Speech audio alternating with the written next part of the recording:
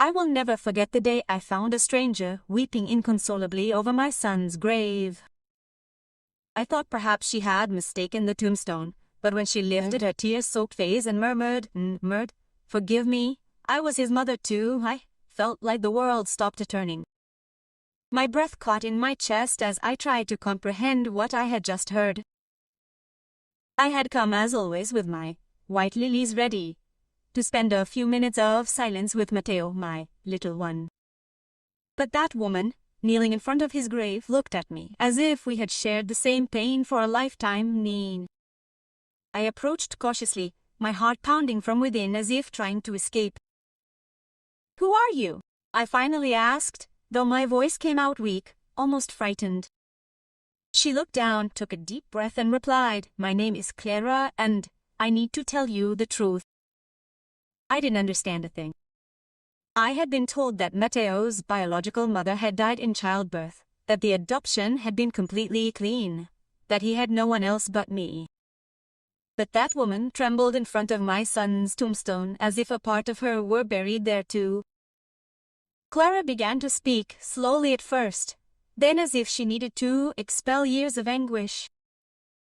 She told me that she was 17 when she got pregnant and that her deeply conservative family had never accepted the idea that a perfect daughter would commit such a shameful act.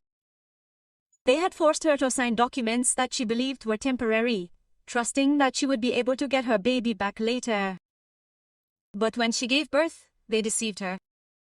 They told her that the child had died. She cried, screamed, begged to see the body, but her mother prevented her. For years she lived with that pain piercing her chest. She never wanted to have another child because she felt that she would be betraying that lost baby.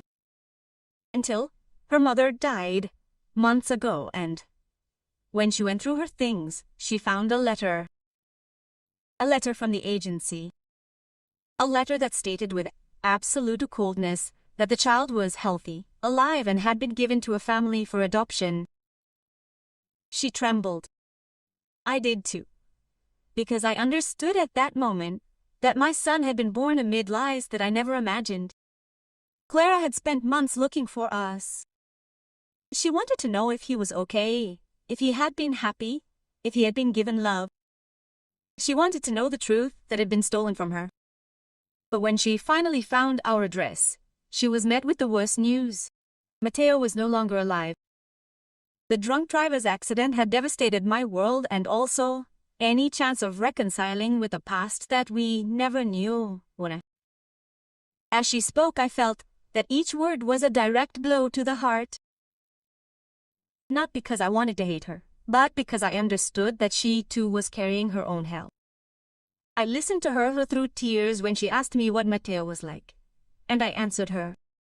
I told her that he was a child full of light, who laughed out loud at the slightest thing, that he loved running in the rain, and that he slept hugging his green dinosaur because he was afraid of the dark. I told him that I hated broccoli with all my heart, that I loved hot chocolate, and that I dreamed of being a dinosaur doctor. Every memory burned inside me, but I felt that he deserved to be told, that his story should be shared with the woman who brought him into this world. Clara was crying uncontrollably. She took my hand in a shaky impulse and said that she didn't intend to claim anything, that I was his real mother because I had raised and loved him. But she needed to say goodbye. She needed to feel that Matteo knew that she had never abandoned him of her own free will. I nodded weakly, understanding that a mother's love can take many forms and that neither of us had been to blame for what had happened. However, there was something else. I could see it in her eyes. There was a shadow of fear, a secret that she still didn't dare to say. When I encouraged her to talk, she confessed to me what finally destroyed me. In the file she found was a medical report that we should never have ignored. Matteo had a detectable genetic condition, one that, if treated in time, posed no risk.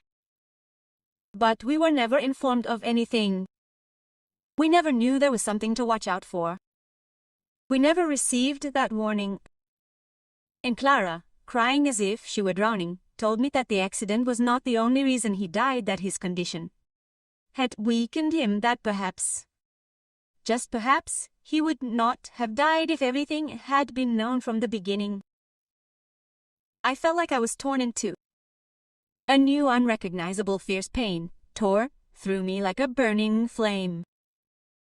It was not just the loss, it was not just the past, it was the possibility that my son's fate could have been different. I fell to my knees in front of the grave, without shame, without strength, without anything to hold me up.